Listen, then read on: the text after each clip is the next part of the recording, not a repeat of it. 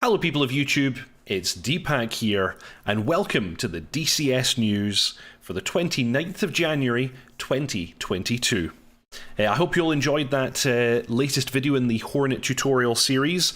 Sorry about my mistakes there when it came to the GMT and C modes. I've been corrected by Echo in the chat there that I should have been pressing sensor select in the direction of the screen that had my radar on it. So in that case, it would have been sensor select switch to the right to lock up the target. I'll re-record the video and re-upload in the next few days to show how that is actually supposed to be done. So, my mistake. However, the realistic TDC, I have confirmed that is a missing feature for the air-to-ground radar. You're supposed to be able to move the cursor and just depress, because many people, myself included, are unable with their Hotasis to hold the TDC down and move it at the same time.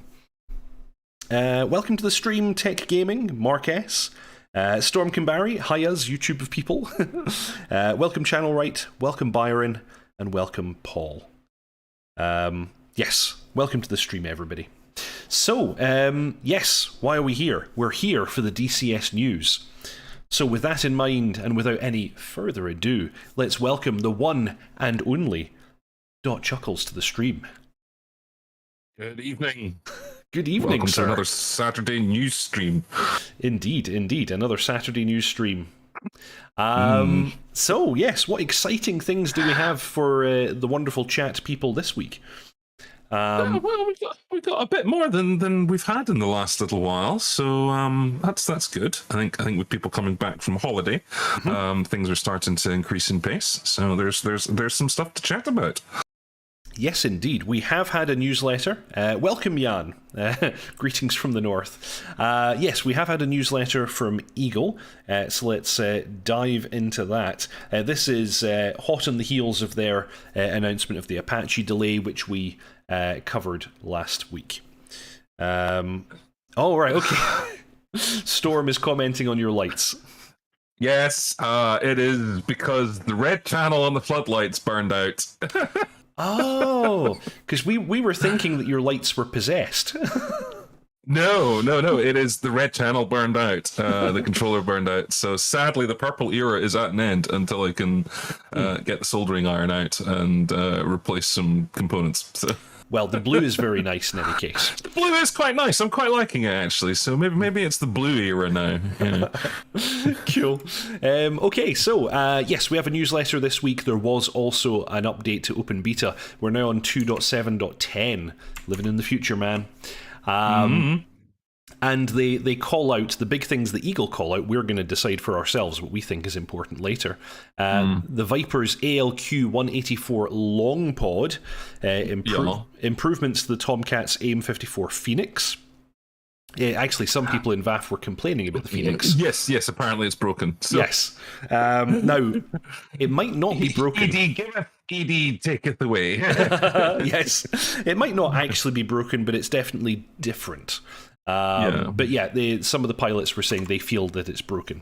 And much more. Please check out the full changelog, which we will do soon. Rel, welcome, sir. Welcome. Yogi, welcome. Love the Phantom. Channel Right prefers the blue. Yeah, I think it might stay, actually. It might stay, yeah. It is good. It's my difficult third album era, the blue era. Yes. So this week we're pleased to share improvements for our new forward-looking infrared system that will be used for the AH-64D and other targeting pods and thermal imagers used in aircraft and DCS. We're currently completing the dynamic thermal textures required for the huge number of units and ground objects, and progress is good. Check out the in-development screenshots here. Well, we must do as we are instructed. Let's have a little look at these in-development screenshots. This being from the Apache. This is a TADS view. Looking rather nice. Black hot. And then a very similar scene again with white hot. You can see here, I'm guessing that's a dead vehicle, I guess? Yeah, because its tracks are all off. So that's a destroyed vehicle, and you can see. No. That's DDRM. That's a wheeled vehicle. So yes, I think that's the cupola with the what do you call it, the machine gun on it, which is why it's hot. I thought it was a destroyed vehicle. So anyway, so yeah, a wheeled vehicle, couple of tracked vehicles, and you can distinctly see, this barrel in particular is very hot indeed. The turret overall in this one is kind of hot, so looking good, and you can see these gentlemen's bright hot hands and faces, which is cool. Yep. And a bit of a zoomed in view of the same, looking rather cool. And more gunfire. Chaps standing around. And of course, good old Sea-Wiz. I can imagine that gets a bit toasty. Yeah. Glowing nicely. Actually, this is rather nice. I guess they have to bake this in a little bit, but I love the fact that the heat from the gun barrel is starting to warm up the radar dome. So it's like it's creeping up the dome. Nice little detail, but I mean, I think these are baked textures, so it's I don't think that will happen dynamically. Yes, indeed. Nonetheless, it's very cool. Actually, the other thing, that the camera is quite hot. And yet you can see the exhaust on this vehicle is not hot, so clearly this vehicle hasn't moved recently. And actually, it's off the ground right now. It's on its little legs. So yeah, I guess it hasn't been driving recently. Yeah. And the camera being hot, charged, if it's a CCD device, CCDs get quite hot. So. It's an amazing level of detail here. And this artillery piece, just look, it's practically glowing. Yeah. That's a hot boy. Very cool. And this is in the A10. And then we're back to the screenshots from the previous week. Yeah, it's good stuff. And I mean, from some of the other images that I've seen, like the overall latitude that the IR image has, there's a lot more depth to it. There's a lot more variation, which is a much more realistic representation than the very sort of flat, it's either hot or it's cold, version of IR that we've got at the moment. So. It's looking cool. I'm excited to see this, and I'm not surprised that it's not ready yet. Possibly because of the number of the number of vehicles and objects that they still need to update. It's a lot of work. It's a lot of work. I mean, you're producing texture maps for every object in the game. That might take some work. It's going to take a while. Yeah, it's going to take a while. Just to answer, Yogi, will you be doing a tutorial on the seed tactics using the Hornet? I will indeed. I'll be covering everything the Hornet can do. And the Hornet can do so much. So, back to the newsletter. They say a little bit more about 2.7.10. We're going to talk about that a bit more when we look at the changelog. Yeah. But they call out some of the big things for the F-16, being the dive toss bombing mode, the long ECM pod. The updated Phoenix. Bunch of stuff, but we'll talk about that in a sec. And in the FLIR, and we were actually talking about this just before we went live, they call out in the FLIR what modules this will be implemented for modules that use modern FLIR sensors, such as. So I don't think they're saying only those ones, because of course, importantly, they don't call out anybody else's modules. But I think it's sort of worth flagging, like, that people might read that and go, well, wait, what about the Harrier? What about the Jeff? What about X, Y, and Z? And I think it's very much that, like, ED are calling out their own products here. It's going to be up to the third parties to make the modifications to their own modules. But, as we discussed before show, they're going to use what's in the SDK. And I'm sure this is going to be in the SDK. So, we'll see it in the other modules. It's just they're not going to call it out here. Yeah, indeed. So I think we're all getting the cool bits and bobs. Welcome to the Stream Echo, and thank you very, very much indeed for the very helpful comments and corrections you've been supplying in the Hornet series. I'm going to roll all of those in as time goes on. So, top work. Thank you. And then we have the continuation of the Lunar sale, which is ongoing until the 3rd of February. Wait a minute. Further up, I thought it said... Further up, it says the 7th of February. Right. Okay. So some consistency. Is it the 7th or is it the 3rd? Well, I would imagine, for safety, let's tell people it's the 3rd because it's the earliest date. So if you want to buy something, Do it now. Actually, I've got it. They're actually calling out two different things here.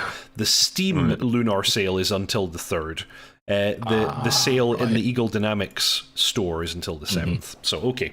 Well, get in and get buying. And I think the thing here that might be of particular interest is the JF-17. First time that's been on sale. So, yes. Opportunity to get that for cheaper. Because it has, up until this point, been quite an expensive module. So, if you've been in doubt about pulling the trigger on that module because of the cost, now would be your time, because 30% discount is quite a big discount. And fantastically complete. Like, I think the only other modules that get near to challenging it for completeness would be the Hornet and the Warthog. It does everything. It's crazy. And the JF-17 has terrain avoidance mode, whereas the Hornet doesn't have it implemented yet, and it's not necessarily on the roadmap based on the forums. Little note from our wonderful moderator Storm has said that the Steam banner says the 3rd as well. So there we go. That's confirmation. So if you are a Steam person, go and get your savings now. Choo choo. I grab Thor's hammer. Yes. What a savings. Indeed. So yeah, that's continuing. So that's the newsletter from Eagle Dynamics for this week. But we also got a rather splendid update to the open beta, including a whole bunch of cool looking stuff. I'm not sure exactly what to call out, just did the DCS World stuff, but yeah. A bunch of interesting stuff. The voice chat, they're continuing to make some tweaks to the voice chat, which is nice. I'm hoping the day when we can actually switch from SRS to using the built-in system will be soon. And you know, it's not that SRS is bad. It's actually the way that it's been implemented, and the level of attention that has gone into SRS is exceptional. But the thing is that it is a further barrier to get people communicating on servers, and it would be just nice to have everything in one place, and easy to use and easy to set up. And 9 times out of 10, failure to launch on a server on a mission, it's an SRS issue. Yes. So, That's true. That's true. Mark S saying you'll be talking about the F4E, I assume. Well, yes, we'll have a little. Actually, we should take a little look at that trailer later on in the stream. Yeah. We kind of talked about it last week, but yeah, the trailer that dropped this week was robbed thighs. yes, indeed. Yes, we'll have a peek at that later on. Yeah, so nice to see that making its way up. I'm wondering, the F-16, of course, you get dive toss, DCM, and a bunch of fixies.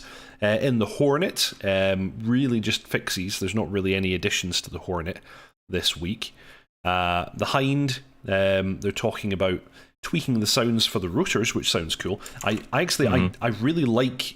Even right back to the KA-50, I've always liked the soundscape in the helicopters and DCS. Yes, it's very good. It's very good. Like the, the high angle, when you get into sort of, pulling large amounts of torque and you've got high angle of attack on the blades, you hear the sort of that slapping sound. It's really good. They've done a great job with the sound in the helicopters. Absolutely. And that was the first time I'd ever heard that in a game, because most, playing Arma and flying a helicopter, the rotor sound is pretty static. It doesn't do anything. Yeah. Whereas right back even in the very first versions of the KA-50, you could hear what your rotor was doing, and that was a new thing for me. Yeah. I mean, I'm not sure entirely how realistic it is that you can hear that in the cockpit. Because most of the time in a helicopter, all you can hear in the cockpit is the honking turbine right behind your head making lots of noise. But sometimes these kinds of environments, it's about creating the feeling, and I think a little bit of artistic license is allowed so that you can feel like you're kicking ass. But Chuck, I want to hear my rotor slapping the shit out of the air. I want to hear exactly. that. Exactly. What's the crack about the formation lights? Channel right. Well, formation. Well, actually, I think this might be a comment that you made last week or the week before. I can't remember. dotChuckles, where you were talking about formation lights needing to be replaced if they were run too much, like them being expendable. Yeah, that's my understanding. Is they kind of get expended. That they have a lifetime. So like you don't you turn them on when they're needed. Usually when you're on night vision, but otherwise not. So yeah, but that's about it. So, but I'm not sure what Channel Right's asking about. Yeah. So yes, an improvement to the soundscape. This is something I'm going to need to try out in the Hind. I've not actually flown it that much recently, and they've added so much to it since the last time I flew it. So I think it's about time I took it up again. A bunch of small changes now in the Viggen. The F-14, of course, getting the big change to the AIM-54, the flight model. Yeah, that's kind of cool. They've some tweaks to the Forrestal and Jester and so on. GF-17, I'm actually kind of excited about this. As always, Deca Ironworks, I think, have a great eye for detail, and they've added 2 nice little details to the module in this update.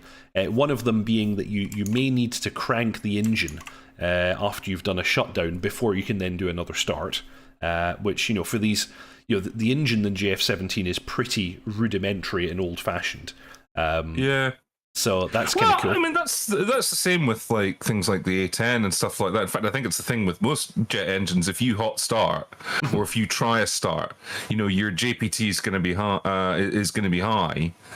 You have to wait for it to cool down, and one of the ways you can cool it down quickly is motor the engine. So, yes. That's something you should technically, I think, do in all jet engines. I might be wrong, but certainly I know it's a thing in the A10.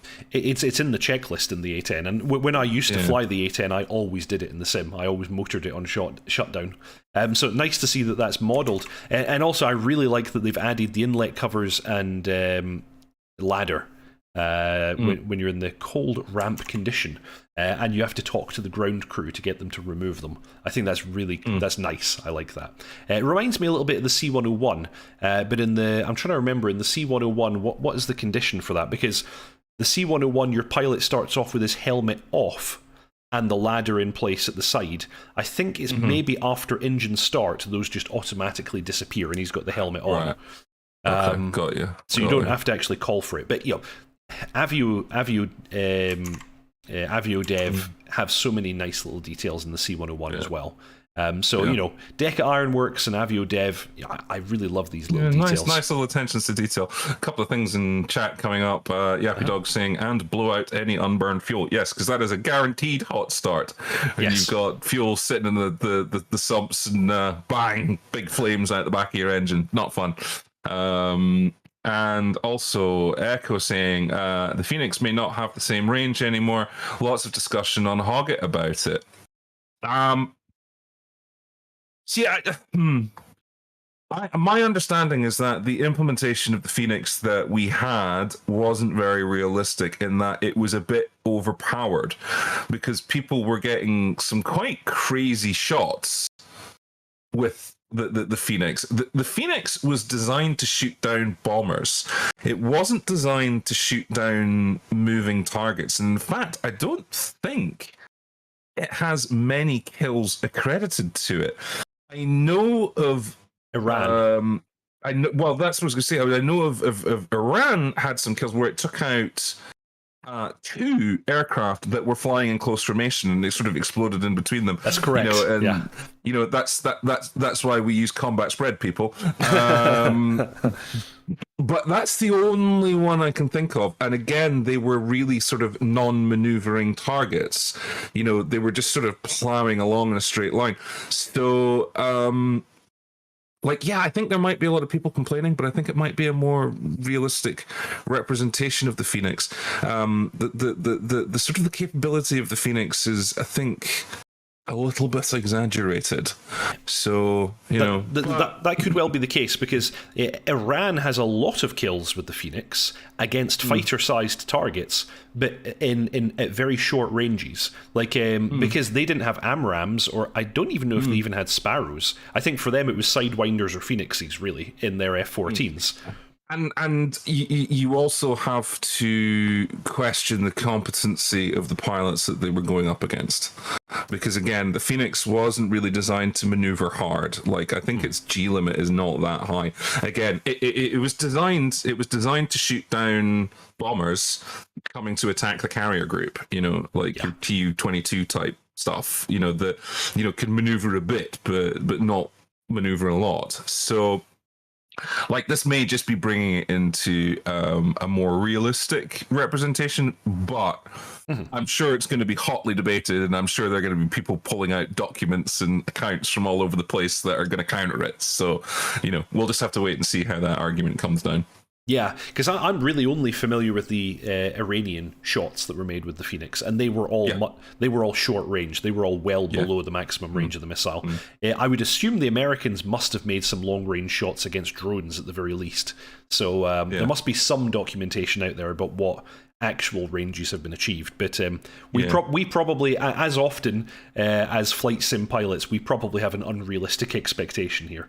Yeah, well, that's it. Okay, so more in the chat before we go back to the changelog. Where was it I saw? So Yogi is saying, so when do you think, guys, do you think the F4 will be released? Will there be a carrier version or an RAF version? So I can answer that. From what I understand, we're getting the E, which is a US Air Force version, so I don't think there will be a carrier version. There won't be at launch. So we're have they said they're going to do it now? Is that? Yeah, they've said they're going to do it. Right. In fact, they've said that we're getting 2 further variants, but not at early access. So they're basically pulling the F-14 on us again. Right. So the further variants I'd be intrigued to know about, because the RAF version, I wonder if we would get that then, because it is like a different beast. I mean, it's a lot more powerful. Like, I mean, they had to widen, they had to give it tips in order to stick the engine in. So interesting. And as to when it's going to be released, your guess is as good as mine. I think we're at least a year away. They've committed to early access in 2022. Right. We're getting it this year. I'm going to say that's right at the end of 2022. Like, almost certainly. Yeah, I would be surprised. Yes, but yeah, we're getting the E model in early access this year, and they've said it will be followed by further variants, and one that they called out was the US Marine Corps version, so it means we will get a carrier version. Okay. Which would be interesting. And Byron's saying, and will it be a separate purchase? Oh, no, he says it will be a separate purchase. Oh, and it will be a separate purchase. That's interesting. Yeah, I think they confirmed that in their FAQ. So yeah, there'll be more variants coming, but you'll pay something for them. I get the impression. Yeah. Interesting. Well, there we go. But surely they're going to give us some kind of package deal if we want to buy them all. Yeah. Well, I mean, the F-14, we got both variations in the price, didn't we? We did. Free? We did. And we got the Forrestal. The UK F4J was ex-US Navy. It was quite beefed up, though. It had different engines and was quite a bit more powerful. It was the Phantom II was, it was a great aircraft.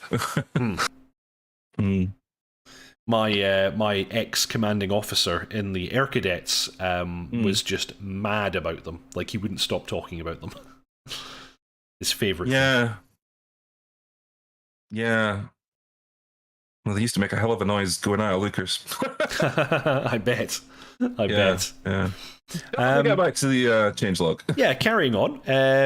We've got some small updates to the MiG-21, the C-101, small updates to the Harrier, a bunch of stuff for the Mirage, centered mostly around the autopilot. Looking very nice. The MiG-19 gets a bunch of stuff. And then very small updates to the A-10, Black Shark, and Mosquito. Nice! So, that's our changelog for this week. Exciting stuff. I'm interested, actually, I wonder if anyone's going to do this, doing a comparison between the long ECM pod and the shorter ECM pod. for the F-16. I'm wondering if they're modeling any kind of a difference, because the long one, of course, has more modules. The use of these modules, I'm not very clear on. I don't know if other people understand what it actually means. My assumption would be that you can target more different types of radar, but who knows? Maybe it has an effect on performance as well. I don't know. Yeah, I'd be interested to see what the difference is. I have to admit that it's a piece of equipment I'm not massively familiar with. So yeah, we'll see. See what happens. Moving on, we have a mini update from our man Wags, all about the Apache. Uwu, indeed. This is, I guess, this is him trying to send us some good news after the bad news of the delay. As you put it, waft some nice smells in our direction after the almighty fart. That was the last bit of news he gave us. Yeah. Which is nice. I think that's very considerate of him. So today we completed one of the biggest gating items for early access release, multi-crew sync. When a networked multi-crew, this is a critical feature that allows both crew members to set the direct to location, set a terrain point, and set a waypoint, hazard control measure, target point. As you'll discover, this is a rather unique aspect of the AH-64D and really shines in network play. So this is exciting because I get exactly what he's talking about. This is probably the first multi-crew aircraft we have where two crew members can basically interact with the same avionics at the same time. So this must be a rather unique challenge for them to get right. And this was one of the things that Casmo specifically hit upon in his little video update. Again, if you were not familiar with Casmo, go check out his YouTube channel, Casmo TV. Very knowledgeable guy on the Apache. He was operational Apache pilot for quite a few years. But he called out that the thing that wasn't ready was this interaction between front seat and back seat. So yeah. Yes, it's good that this is now getting finally nailed, and it's one of the things that I have talked about and maintained consistently that they have to get right, is this front seat back seat interaction, whether it's in multiplayer or whether it's in single player, because the way that the crews interact, it's so different to anything we've had before. Like the dynamic and there's like when Apache crews work together, it's constant information and talking between the two of them. So they have to get this right, and I'm glad to see that they've taken the time to get it right. Well, this was posted on Tuesday, so they're claiming that as of Tuesday, this now works, which is really cool. Beardy, welcome to the stream, sir. Thank you very much. Welcome. So work on the hold modes is going well, and heading hold is just about done. While you can certainly maintain a stable hover and very easily fly the helicopter without the attitude and altitude hold modes, the implementation of these will allow hands-free operation and make concealed attacks much easier.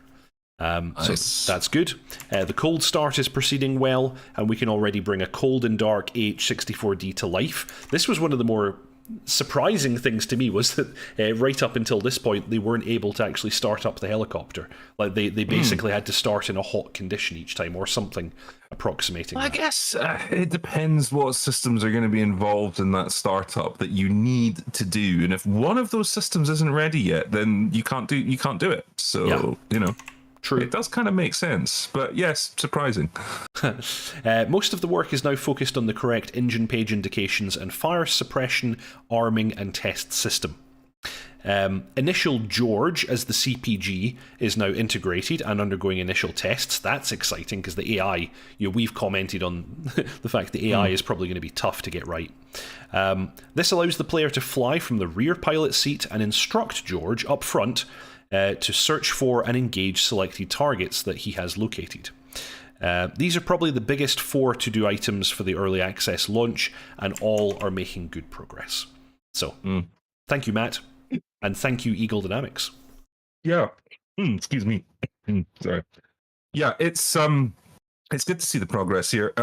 Although some of the people who have been involved in testing this have said that actually in the state that it's in now, it's better than what the F-16 was at launch. So I think we're going to get something really good when it comes out. I think it's going to be something quite special. It is sounding like it. Yeah, I think things are progressing nicely. They've committed to Q2. They've said that hopefully we're going to get it in February. And actually, speaking on the 29th, it's basically February now. So in a matter of weeks, we might have this in our hands, which I'm kind of surprised. Like, even back in December when we had the first delay, I was saying, surely they should delay it 3 months. Delay it a quarter. Because that's the first thing that came to my mind. But they've kept the pressure on. They're clearly very eager to deliver this into our hands, which is admirable. But I hope they don't hurt themselves. I think remain optimistic for February, but be ready for it to be later in Q2. But yeah, remain optimistic for it. But I think there is every possibility that it might slip into the rest of Q2. Comrades, trust but verify. Trust but verify. Yeah. Dear.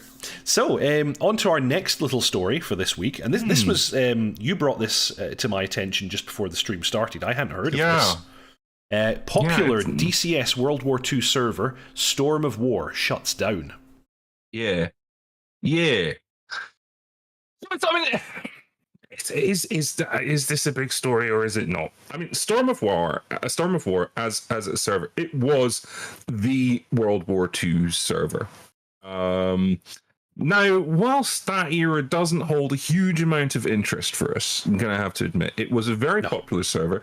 This wasn't just a bunch of guys doing it for the love of it. It was a business. They were making money out of this.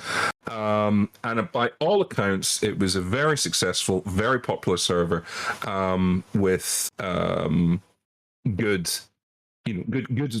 missions and a good time was had on this server. Good time was had by all.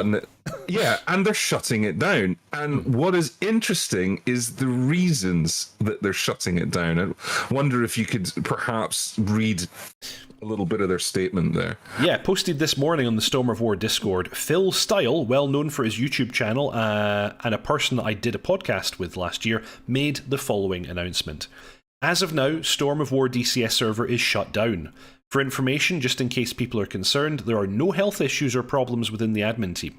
In mid-2021, we set an internal deadline to review DCS World War II at the end of 2021 to determine whether or not there is enough draw from the core product to keep us hopeful and interested. This deadline has passed. Despite January 2022 being the busiest month ever for the server, our opinion as a team is that DCS World War II is not a product that is compelling enough for us to continue, and we don't have enough confidence in its development. Thanks to everyone who's supported the project, it has been a success. That's a weird thing to say in the statement. Okay, I'll carry on. Donations from January 2022 will all be refunded. If you have a regular payment set up, please cancel it. The admin team will be making themselves largely non-contactable. I like that. We would rather not enter into discussions about why we made this decision. Blah, blah, blah. So anyway, they're effectively shut down. Now, Stormbirds, whose article we're actually reading here, has an opinion on this. So, the Storm of War team had posted their list of bugs with the DCS Focke-Wulf 190A-8 that they felt were negatively impacting gameplay. The DCS Mosquito had not yet been added, as there were bugs with the way multi-crew interacted with the stats system. So the SOW team seemed poised to tackle these issues as recently as just a few days ago, but it seems these issues have boiled over. It would seem that the kind of the core issue here, as they say, is a lack of confidence in how many people are buying this product and a lack of confidence in the way it's being developed. Yeah, it's interesting. It's interesting, which is why I thought we should look at it and seeing Yappy Dog here saying, yeah, it's a big story amongst a small niche group. It's very true. Shut down with no notice, and even Phil's YouTube channel was taken offline. So it sounds like somebody has reached the end of the tenor and end of their tether and flipped some tables. You know, yeah. There's been a certain amount of fuck this shit going on. And I don't want to, because I get a bit of a reputation of saying, "Oh, you just hate everything ED does," and I'm like, "No, that's not true." No. I just recognize the problems the ED has, you know, because rampant fanboyism is just as damaging as absolute negativity. And what I'm seeing here is some of the things that I have thought too. You know, there are bugs that are just not getting addressed, but yet there's new content being released. And I think this is kind of one of the things that's pissed them off, is that, you know, they're chasing the money, but they're not fixing their product. Yeah. And I wonder if that's been an aspect about it. And, you know, that has kind of been the case for a long time. So it's interesting to see a bunch of people who were making money out of this, but, you know, I think they were probably making a decent amount of money out of it, have just gone, do you know what? We're done. You know, you're done. Now, you're done. Whether it is they have no confidence in the platform in terms of World War II, or the platform as a whole, I don't know. Yeah, who can say? But it's certainly an interesting little thing, and it's there is a part of me that thinks there's more to this story than what their statement has put out as well. Oh, quite possibly. Yeah. But dotChuckles and chat, allow me to say some random, unconnected words, and I want you to talk about how they make you feel. The RWR in the F5, the damage model in the Yak-52, the realistic TDC slew option for the FA-18C. Well, I had a bunch more of these. Where have they all gone? Air traffic control. Yeah. Yeah, I know. I know where you're going with this. Yeah. Need I say more? No. And well, actually, taking some of these examples, I have a post on the Eagle Dynamics forums about the F5 RWR, and I think that whole debacle is about 4 or 5 years old at this stage, and it's still not fixed. And I am one of the biggest Eagle Dynamics fanboys there is. I think DCS World is absolutely fantastic. But I can still see the flaws, and I can still see the business focus here. You know, Eagle Dynamics have a habit of not paying attention to certain niche modules. Think Combined Arms, think F5, think Yak-52. You know, they get to a certain point and they're like, forget it. Huey, I guess, to a lesser degree. Made our money. Let's move on. Yeah. Exactly. Yeah, I mean, I'm the same. There are some things that, the DCS does that no other game has ever done for me in terms of immersion and, in terms of a sense of, the joy of learning a new module, of acquiring new skills, of achieving, there is nothing that has come close to DCS in doing that. Yes. But I can also recognize that it's very, very flawed.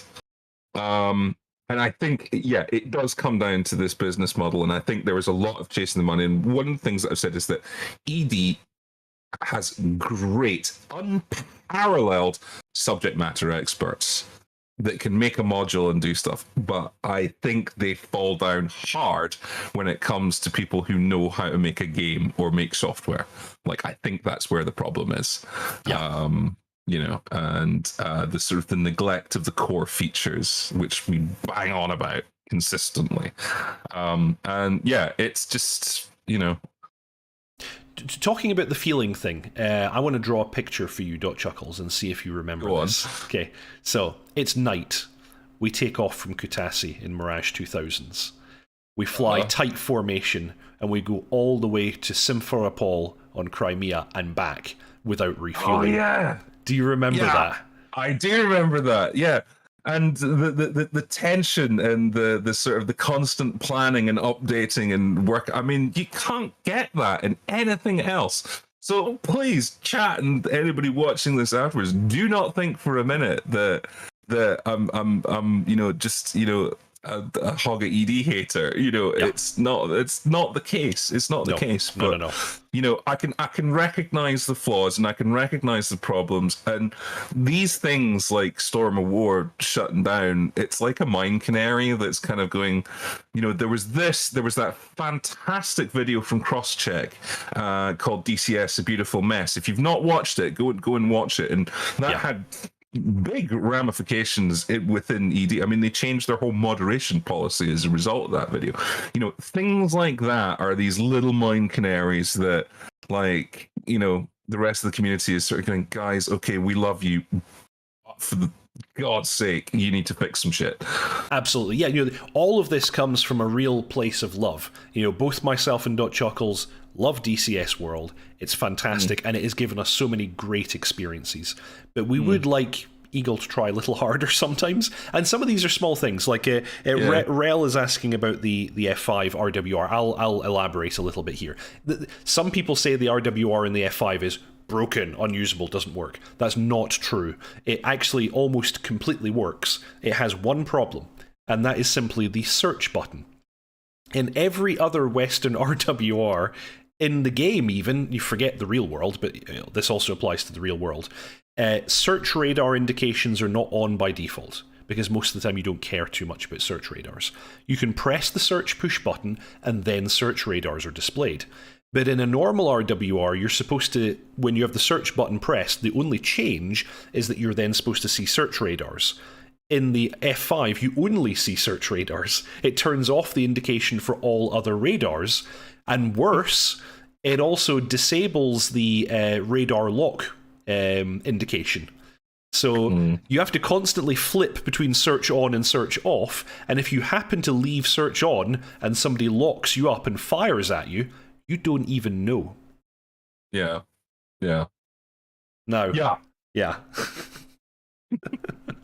And there's a lot of things I could say about that, and it's been very frustrating to be completely ignored by Eagle for years on this subject, even when other modules that they produce implement this functionality correctly. Anyway. And this is it. It's but it like you say, it's the business. It's like, they have to focus on what's going to bring them in money, and the super niche problem and the super niche product, they're just not going to care about. Yeah. But the thing is that it sort of creeps into other areas, like, for example, ATC. And for example, optimization, Vulkan, things like that, where it's like, we acknowledge we need to work on these things, but we can bring out a module and it makes us money now, Yeah. And I understand that, and I did. I'm going to bring it up, chat, and I know you're going to hate me. Like a month or two back, I brought up the concept of paid for DCS World, and I know that everybody wanted to put me on a stake and set me on fire, but I'm not seriously suggesting they should do that, but I'm saying that it would be a fix to this. If you're paying for a product, they have to maintain the product. I mean, then again, if anybody thinks that DCS is free to play, I think they're deluding themselves. It's so not. Of course, it's so not. I mean, what do you get? What do you get with with DCS? You get the T-Toad and you get the TF-51. Correct. Yeah, that's what you get. Yeah, like I think if they made it a one-off payment, you bought DCS and you got like the old, the A10 for free. Yeah, A10A. Yeah, or all the Flaming Cliffs aircraft. Yeah, no, I'm talking about like the A10C. Like I'm talking about like a full fidelity module, not the two, not the update, but like the one before. Like I think if they charged like $25 and gave you that and the Flaming Cliffs aircraft, and then actually they might have some revenue that means they might actually fix their shit. Okay, interesting. Are we? No, you can't ban me. Bring it up. ATC should. Sorry, Karen. I was going to say you can't ban me. Yeah. ATC should be done as a priority now. Yes, absolutely agree. 100%. It's lame sauce, and it's been lame for literally decades. Can't believe chat wants to ban me. Well, they made a really unpopular opinion. That's normally my job. But, yeah. Storm Kimbari is a moderator. She could probably technically ban me, but I hope she doesn't. Probably technically do it. Dearie me. Yeah. Anyway, yeah, those were just the points I wanted to make. There are these little problems, but DCS World, it's more than the sum of its parts. Yeah. Some of its parts are a little bit broken, but the end result is actually pretty damn good. We as members of the VAF, founding members of the VAF, we're flying quite a lot with quite a lot of people doing really interesting missions and training scenarios, and it's great in so many ways. So yeah, I don't want anyone to think I'm a big negative person about DCS. Like you said, this is coming from a position of love. Yes. It's we there's nothing else that does this. I mean, for ground combat armor, maybe I think you could get almost as in depth with armor when it comes to sort of your ground combat. But I mean, for aviation, nothing delivers like DCS does. So yeah, it's a position of love. We'd like them to make sure that DCS. I'd certainly like to make sure that DCS is around for another 15, 20 odd years. Then and I worry that if they keep neglecting the core, it might not be. Yeah, it might not be. That is a worry. Yeah. Beardy, what is your favorite plane in DCS? I love these questions. dotChuckles, you should go first. It's like trying to ask which is your favorite child. I love the Harrier. It's frustrating as hell because it has so many systems in it that were bodged in, like, to update it over the years, but I love it for it. It's very rewarding. I've recently gone back to the Harrier and have been relearning it, and I've been finding it, while very frustrating, it's very, very rewarding. So I'm gonna say it's the Harrier. And people are going to be like, what? But the Harrier and the L-39. I love the L-39. Good choice. For me, also the Harrier, but I also really, really like the JF-17. And I know I'm one of like 3 people who really like the JF-17, but I do really like the JF-17. It's what did I call it before? You had a chuckle at me. I called it like the Toyota Yaris of airplanes. Because it's a little bit cheap, but it does everything, and it gets you there. Yeah, it's very true. Very true. So Jep saying, I'm late. Have you mentioned the F4 yet? Just about to. No, we're just about to. That's coming. Coming to that. Yeah, it's coming. Yeah. Harrier and L-39, and the reason for the L-39 is it's so pure. Oh yeah. You are, it is stick aircraft. That's it. You can. It's probably one of the, in my opinion, one of the most realistic feeling modules to fly in terms of how it flies and how it feels to fly. And actually, the L-39 I found very interesting to fly because you can absolutely feel that straight wing. You can really feel it, because when you get, when the airflow detaches, it detaches across the whole length all at the same time. Yeah, gone, and now you're departed. Yeah, yeah. Yeah. So that would be a reason for the L39. And again, the L39 is a very rewarding module. The first time when you can consistently bomb with the L39 using nothing but a depressed mill site, and you can hit that target and shack the target every time, you feel like you feel like king shit. It's a good feeling. It's very rewarding. Tech Gaming mentioning the engine lag in the L39 as well. Yeah. One of the things that I found very rewarding in the L39 to get right and to practice was flying circuits. Because part of it is that engine lag. Actually, just doing a circuit in the L39 is kind of hard. Because you're always kind of fidgeting about with the throttle. And then the other one that I really enjoyed, and I don't even know if they do this in the real world because it's probably a bit dangerous, is I practiced a lot of the emergency procedures in the L39 because it actually has a bunch of backup systems and emergency systems, which is pretty cool. And one of the ones that I used to do was I used to do practice engine failure on takeoff. So I would FATO, nice. Yeah, I would do a FATOs in it. So I would just retard the throttle to idle and then make sure that I could achieve best glide and get myself set up. And I would only do it to a set altitude, I don't remember what, and I would throttle up again. But it was always a moment of panic because you slam that throttle full forward and then wait, I don't even know how long for it to actually spool up.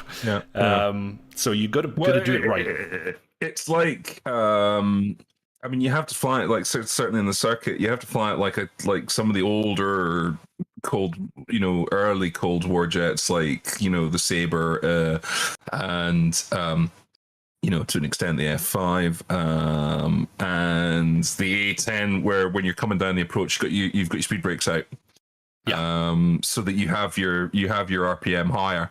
Yes. And it's like, I mean, that's how you do it in the Sabre, because the Sabre had, again, also this horrific engine lag, and if you needed to do a go around in a Sabre, like if you didn't have, your RPM high, you're not pulling that go around off, because by the time the engine decides it wants to generate some thrust, you've already landed. So, you need to have, have that engine thrust high and some speed brakes to let you do that. Is it still a go around if you've already landed? Wow, that's it. Yeah, it's touch and go at that point, isn't it? Jep's asking thoughts on the A4. Massively impressed with the A4 for a free module. Unbelievably well done. Really, really nice flight model as well. Like, I mean, yeah, it's got some problems, but it's for how much I paid for it.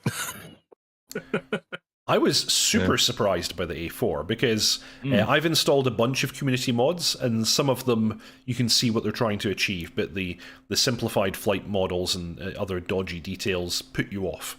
I'm not going to name any names. I don't want to shame anyone because I think everyone who's trying to make these modules should be applauded. But the A4, a bit more development, and you could sell that. And I know they've said they never will, but you could sell that. Yeah, I mean, there's been some paid mods that weren't as good, so absolutely spot on with the A4. Really, really good mod. I think it needs to be advertised and pushed more, because we talked last week about having community mods be more at the forefront, because it's one of the big barriers to DCS is the cost.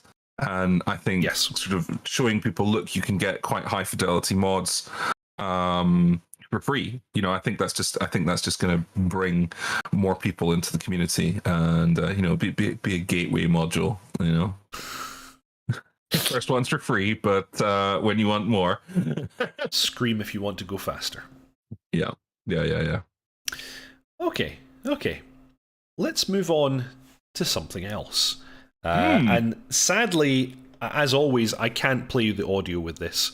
And it's part of it is the audio really makes this. But anyway, you'll have to hum along in your head and then watch this later.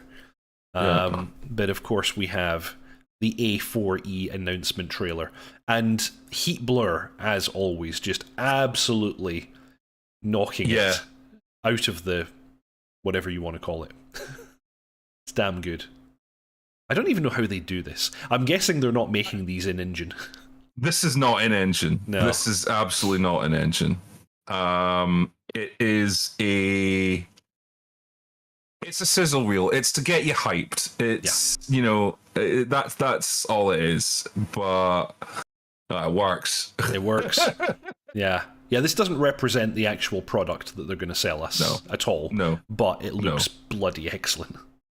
Yeah, and again, this is kind of why I think we're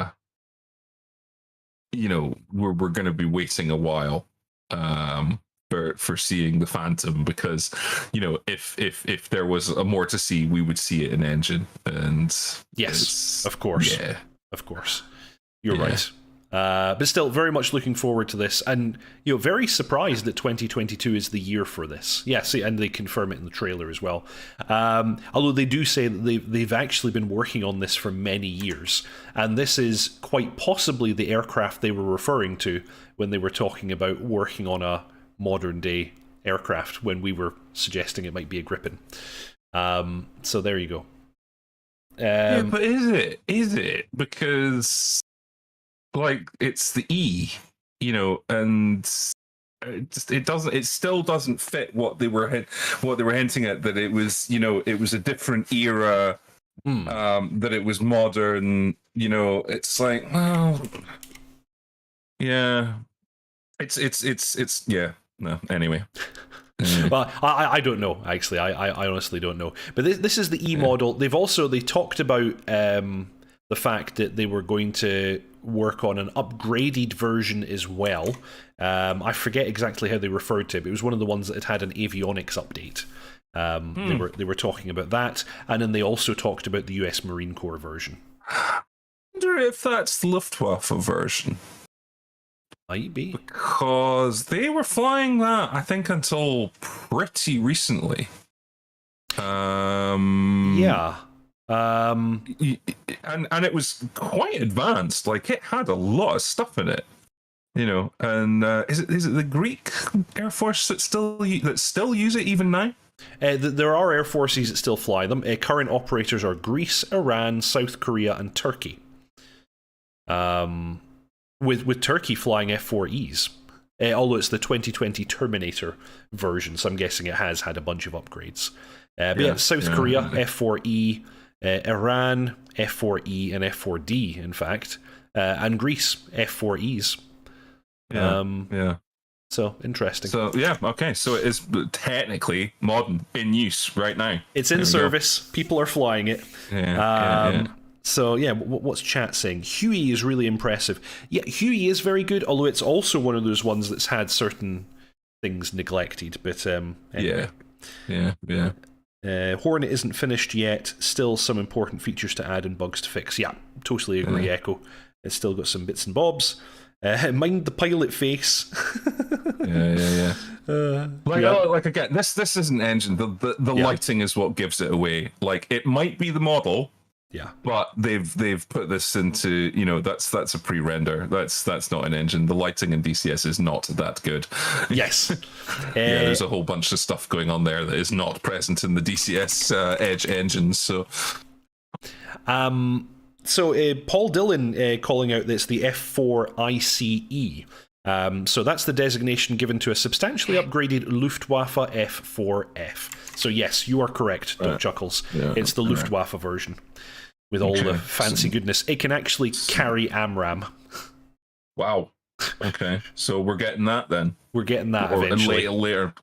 Awesome. That's pretty damn good. Yeah. Although I think they as other people have pointed out, I think they said it would be a paid for separate module, but it's coming. Yeah. Yeah, because I mean it's a very advanced aircraft. Like, I don't think Luftwaffe fly it anymore. No, they don't. It's out of service now. Yeah. But it wasn't that long ago that it was in service, and it was fairly monstrously good. Hammy is saying what you said about how the Harrier being frustrating with bolt-ons of newer technology to an older airframe sounds like a metaphor for the DCS engine. Yeah, maybe. True. maybe true. Okay, as always, it's at this point when we give the shout out to the VAF. So yeah, for those of you who don't know, how could you not know by now? You've been watching these streams, you know, but we're going to tell you anyway. The Virtual Air Force is an online squadron that both myself and dotChuckles started many, many moons ago. And we have a kind of opt-in milsim approach where you can join our squadron as a freelancer, fly whatever module you like, whether we have a set-up squadron for it or not. Join us in our trainings and missions and do your thing. Or alternatively, you can opt in for a more milsim approach. You can join one of our numbered squadrons. We currently have numbered squadrons for the F-16, the Harrier, the A-10, the Hornet, and the Tomcat. And you will then have some mandatory training and various different qualifications that you can do. And then you can join us in our mission nights as an organised squadron. Also, you can actually just join our Discord if you want to hang out, chat to people like me and dotChuckles, chat to other squadron members, and have a nice time. Yeah, and that's it. Like the thing that's great about the VAF is we've built a community of really good sorts, really good people. Yes, it's a very pleasant atmosphere, very helpful atmosphere. I was quite heartened this afternoon to see we had a new member who joined this morning, and they were absolutely a raw rookie. They had just bought the F-16 module. And they hadn't even fired a weapon in it, and they came in and they were looking for help, and within minutes there was messages going to people who were sort of subject matter experts saying, oh, can you help this guy out? And there was sort of training flights being organized, and they were helping him through and helping him get on his way with the F-16. So I was quite heartened to see that. So that's the kind of community we're in.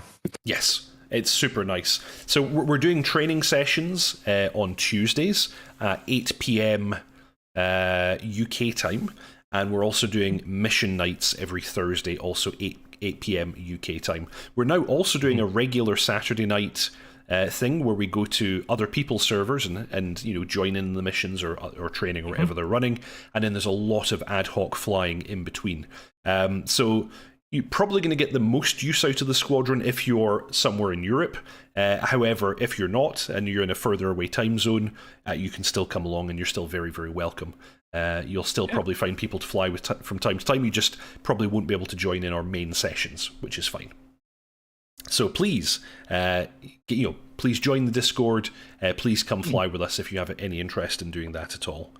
They're all lovely folks. Feel free to join, even if you just want to lurk like me, says Stormkin Barry. Yes, absolutely. Yeah, thank you very much, Channel Right. That's very, very kind of you, sir, to donate to the channel. I salute you. Yeah, so I guess that just leaves us to say the usual. He's been dotChuckles. I've been Deepak.